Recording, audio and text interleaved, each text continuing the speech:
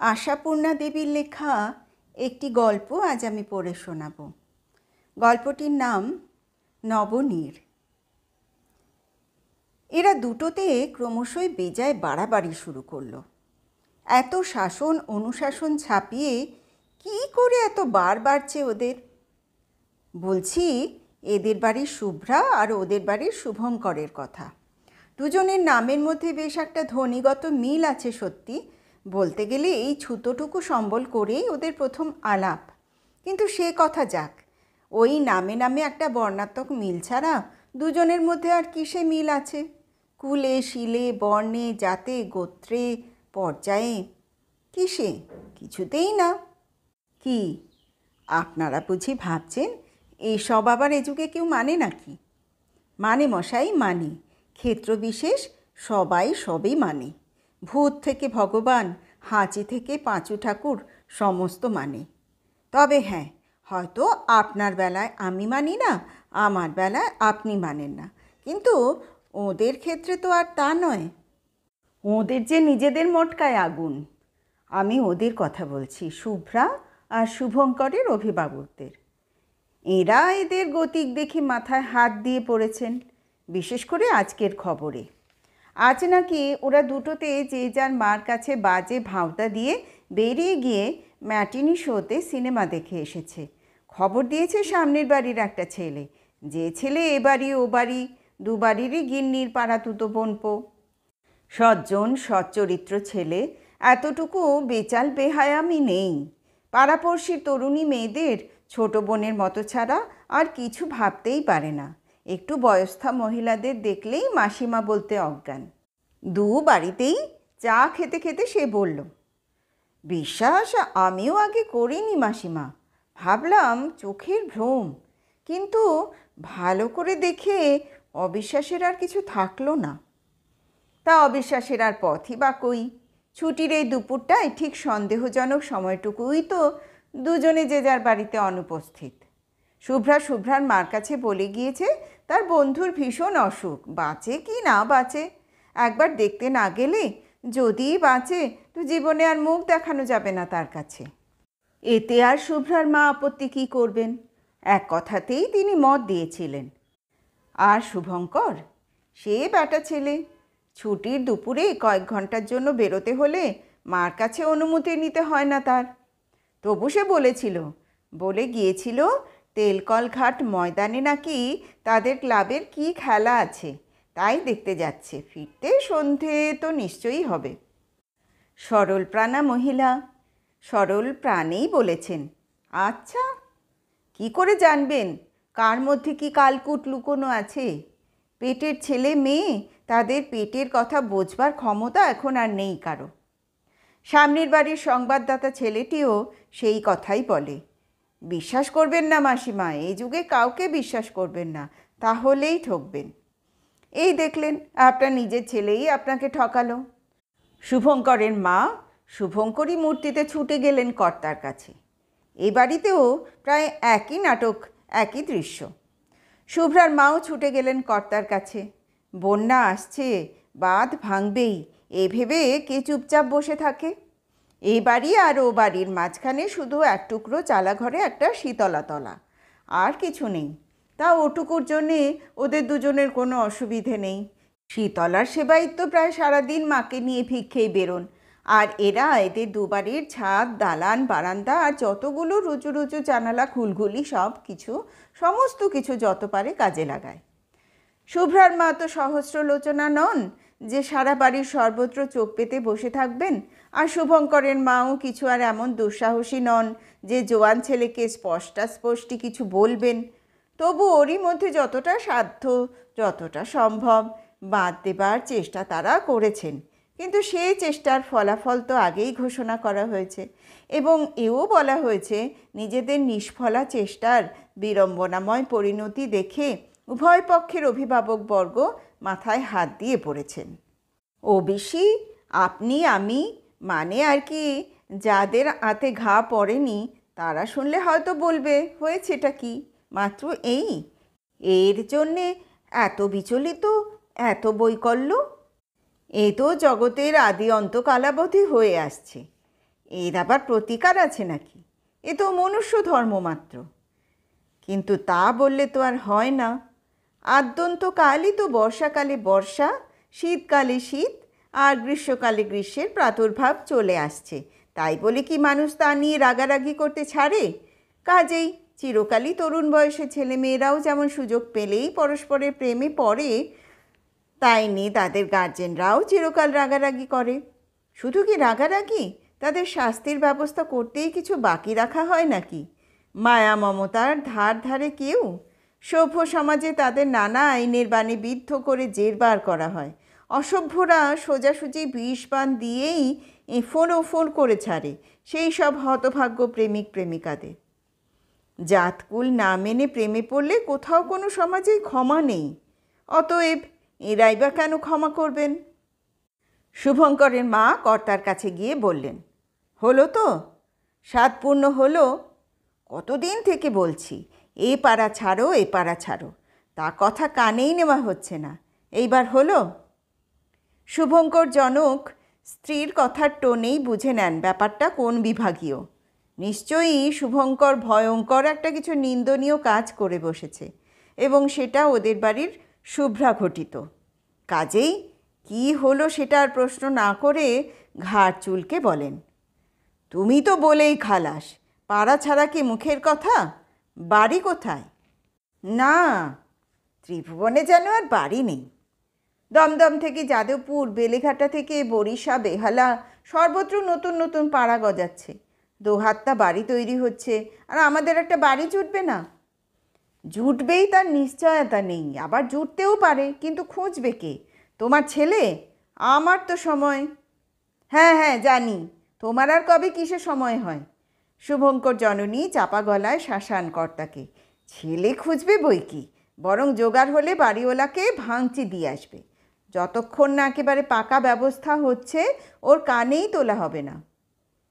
তা তো ভালো, কিন্তু বাড়ি জোগাড়ের? থাক, তোমাকে আর মাথা ঘামাতে হবে না। আমি রাজুকে বলেছি বাড়ি খুঁজে দিতে। রাজু হচ্ছে সেই পাড়াতুতো বোনপটি। কর্তা বোঝেন এবারে আর রক্ষা নেই, কারণ রাজু অঘটন ঘটন ঘটক। কিন্তু কথা হচ্ছে, এমন সর্বসুবিধাযুক্ত পাড়াটা শুধু তুচ্ছ একটা পাড়ার মেয়ের ভয় ছাড়তে হবে?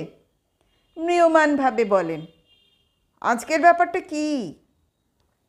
ব্যাপার ভালোই, আমার কাছে মিছে কথা বলে খেলা দেখতে যাচ্ছি ছুতো করে হতভাগা ওই ছুরিকে নিয়ে সিনেমা দেখতে গিয়েছিল। তার মানে? শুভঙ্করের পিতৃদেব বলেন, ওরা যেতে দিল? আহা, কি যে কথার ছিরি, যেতে দিল? মা বাপে ইচ্ছে করে যেতে দেয় নাকি? সেও মিছে কথা বলে গেছে। বলে কি না যেতে দিল, যেমন তোমার মগজ। হ্যাঁ, দেবে না কেন? যাতে গোত্রে মিল থাকে, মনের মতন পাত্রটি হয়, তাহলে অবশ্যই দেয়। এ তো আর তা নয়, ওদের আবার বামনাই ধ্বজা কত। ওরা আমাদের নামে নাকি যাচ্ছে তাই সব কথা বলে। বটে, যাচ্ছে তাই সব কথা বলে? বলে তো। তবু তোমার ছেলে পকেটের পয়সা খরচ করে ওদের মেয়েকে সিনেমা দেখায়। দেখিয়েছে তো, কে জানে, হয়তো আরও কতদিনই দেখিয়েছে। আমরা তো আর গোয়েন্দা পুলিশ লাগিয়ে রাখিনি। আজ নেহাত রাজুর চোখে পড়ে গেল তাই। ঠিক আছে, তুমি রাজুকে বলো বাড়ি খুঁজতে। শুধু এ পাড়া কেন, এ তল্লাট ছাড়ব। কিন্তু ভাবছি। কি ভাবছো? ভাবছি পাড়াই ছাড়ি আর তল্লাটই ছাড়ি। ছেলেকে তো আর বাড়ির মধ্যে আটকে রাখতে পারবো না, তাকে তো ছাড়তেই হবে। তা না পারি, তবু 24 ঘন্টা চোখাচোখি, হাসাহাসি, লুকিয়ে এখানে ওখানে গিয়ে দেখা সাক্ষাৎ, সিনেমা থিয়েটার দেখা, এসব তো কমবে। ধরো যদি দমদমে কি পাকপাড়ায় চলে যাই আমরা, রোজ কিছু আর শুভ এই বালিগঞ্জে আসতে পারবে না। পারবে না?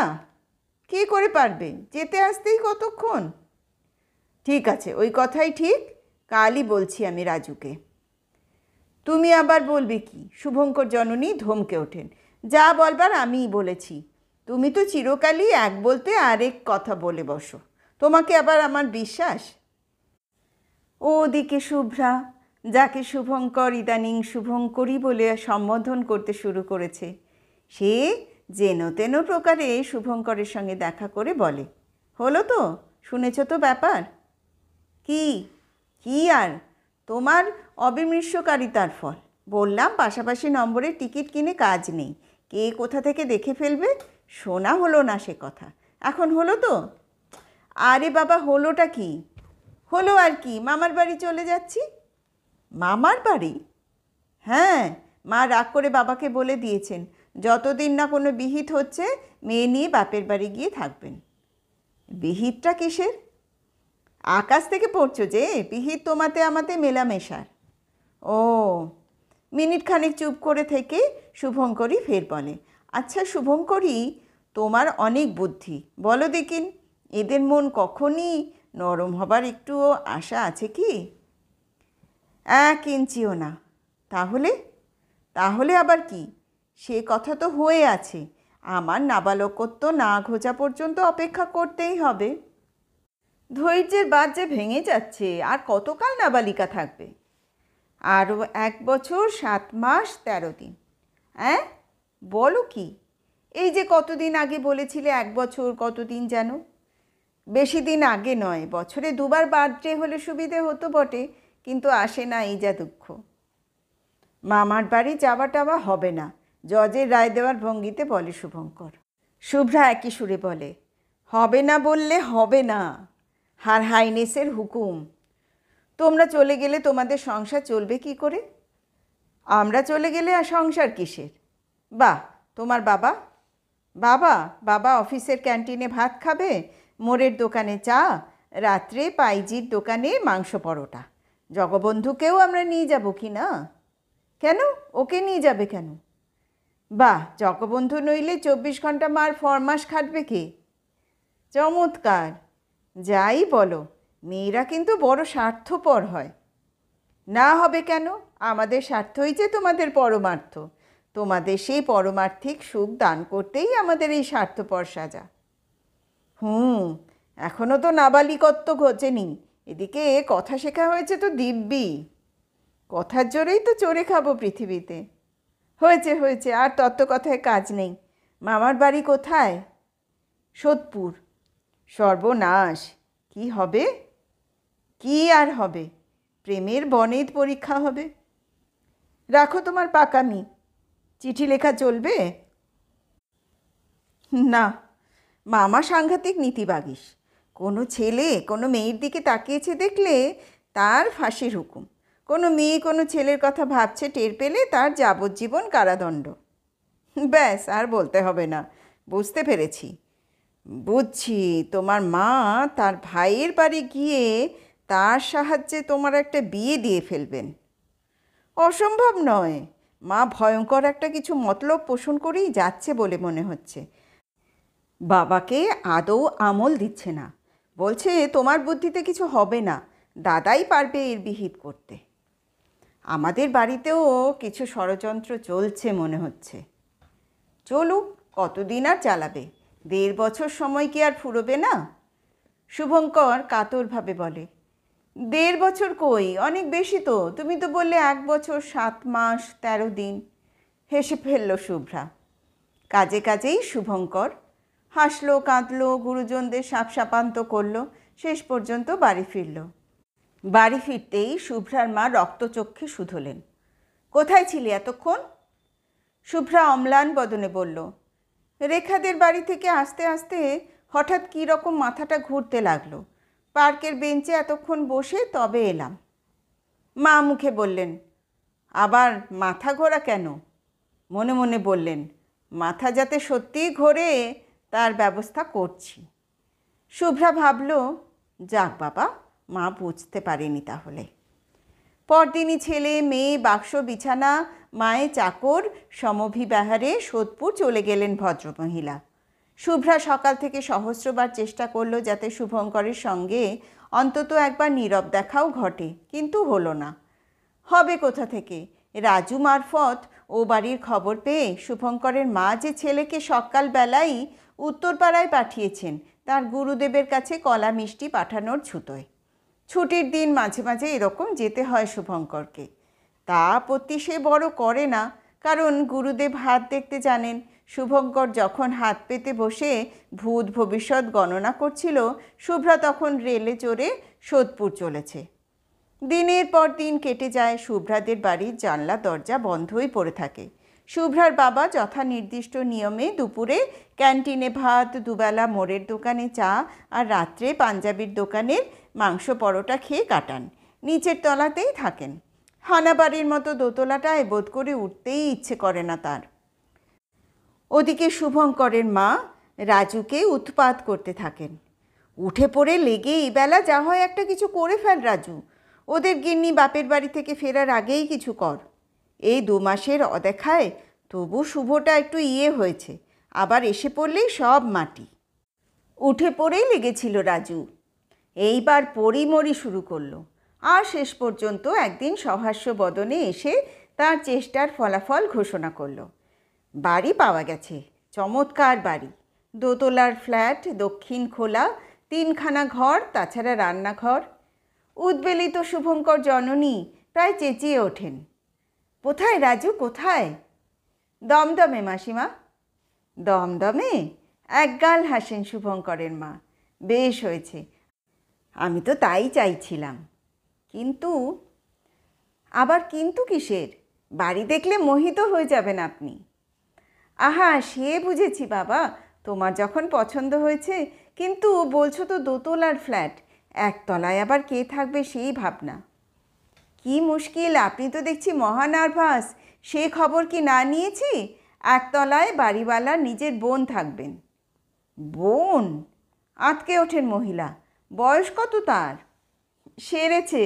হো হো করে হেসে ওঠে রাজু। আপনার কি ফোবিয়া হয়ে গেল নাকি? সে মানে একটি গিন্নি বা নিয়ে বয়স্কা মহিলা। বাড়িওয়ালা ভদ্রলোক বলছিলেন এই বাড়িটা কেনা তার বোন ভগ্নিপতির জন্যেই। তারা নাকি একটা বাড়ি খুঁজে খুঁজে একেবারে হয়রান হচ্ছেন, পাবেন কোত্থেকে? বাড়ি আর ভগবান, এই দুটি প্রায় একরকম দুর্লভ। অতঃপর মহোৎসাহে বাড়ি বদলের আয়োজন করেন শুভঙ্কর জননী। শুভঙ্কর ফ্যাল ফ্যাল করে শুভ্রাদের বন্ধ জানলার দিকে তাকাতে তাকাতে বাক্স আলমারি নড়ানো সরানোর সাহায্য করতে লাগলো এবং সর্বশেষে গভীরতম একটি দীর্ঘ নিঃশ্বাস ফেলে ট্যাক্সিতে গিয়ে উঠে বসল। কী করবে? এখনও যে তাকে বাপের হোটেলেই থাকতে হচ্ছে, আরও যে কতকাল থাকতে হবে। যা চাকরি হয়নি আর লেখাপড়া সাঙ্গ হয়েছে, সে বেচারা পাড়া ছাড়তে অসুবিধে দেখাবে কোন অজুহাতে? তাছাড়া পাড়া ছাড়া হচ্ছে তো শুভঙ্করের মার স্বার্থ রক্ষার্থে। বালিগঞ্জের এই ঘিঞ্জিতে বাস করতে করতে তার নাকি হার্ট খারাপ হয়ে যাচ্ছে। ওর ওপর যদি আপত্তি তোলে তাহলে তো সে কুলাঙ্গার ছেলে। সোদপুর নাকি দমদমের কাছাকাছি। হায়, তখন যদি শুভ্রার মামার বাড়ির ঠিকানাটা নিয়ে রাখা হতো। শুভঙ্কর খোলামেলা বাড়ির দক্ষিণের জানলায় দাঁড়িয়ে দাঁড়িয়ে নিজের মাথার চুল মুঠো করে চেপে টানতে থাকে আর ঠোঁট কামড়ায়। কে জানতো সত্যিই জন্মের শোধ মামার বাড়ি গিয়ে বসে থাকবে শুভ্রা? আর কে জানতো সত্যিই পরিস্থিতির এত পরিবর্তন ঘটবে? বাড়িওয়ালা লোকটি কিন্তু সত্যিই ভালো, খুবই ভালো। উপযাচক হয়ে শুভঙ্করের বাবাকে বলেন, আর দিন 15 বাদে আসবে ওরা, একেবারে ও মাস পড়লে। ততদিন আপনারা নিচের তলাটা ব্যবহার করুন না পালমশাই, ইচ্ছে মতো ব্যবহার করুন। কেন মিছে খালি পড়ে থাকবে? মানুষের জন্যেই তো বাড়ি। এই আপনাদের মতো একটি সজ্জন পড়শি খুঁজছিলাম আমার বোনের জন্যে।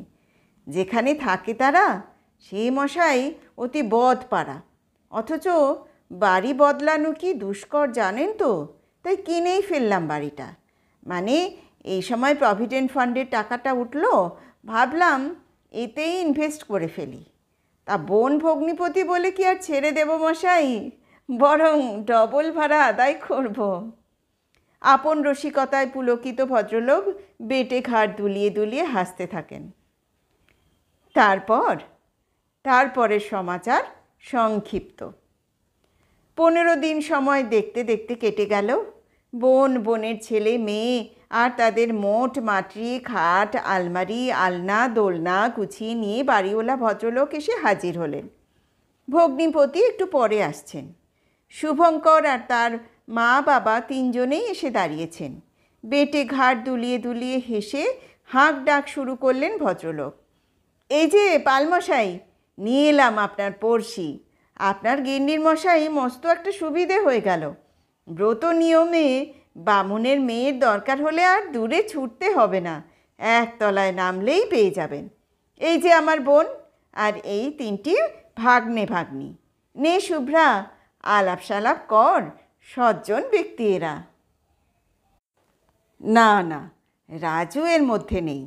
আপনারা যদি রাজুকে দোষী সাব্যস্ত করেন তো ভুল করবেন মশাই। সে বেচারা সম্পূর্ণ নিষ্পাপ, নিষ্কলঙ্ক, বরং তার প্ল্যানটাই একেবারে দয়ে মজল। দুটোকে দুঠাই করবার জন্যে সেই বেচারা কি কম খেটেছে? ক্রমাগত দুবাড়ির মাসিমার কাছে সত্যের বৃক্ষে অতিরঞ্জনের ডালপালা সংযোগ করে করে কত মহিরুহই সৃষ্টি করে এলো এ যাবৎ, তার কিছুই কাজে লাগলো না। তাই বলছি, রাজু এর মধ্যে নেই। সে তো এসে দেখে কপালে করাঘাত করবে। এটা পুরোপুরি দৈব সংঘটন।